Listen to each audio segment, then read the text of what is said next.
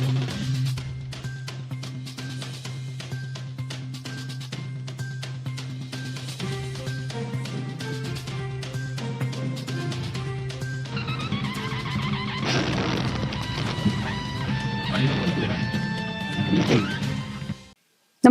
आपण पाहता हिरकणी न्यूज.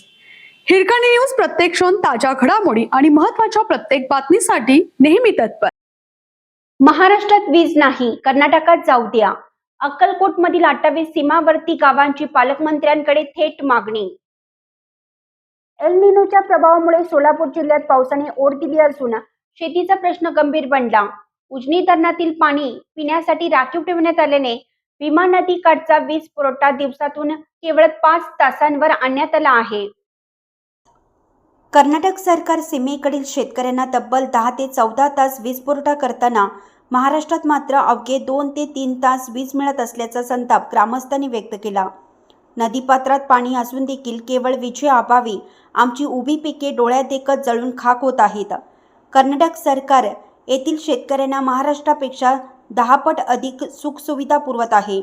त्यामुळे आमचे पोट भरण्यासाठी आम्ही कर्नाटकात गेलेलेच बरे, अशी हतबलता शेतकऱ्यांनी पालकमंत्र्यांसमोर मांडली.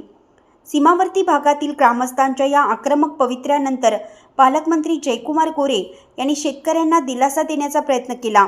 हा एक संवेदनशील राजकीय विषय असल्याचं सांगत ते म्हणाले, शेतकरी कुठलाही असला तरी तो आमचाच आहे आणि त्याच्या प्रश्नाची सोडवणूक करणं ही सरकारची नैतिक जबाबदारी आहे.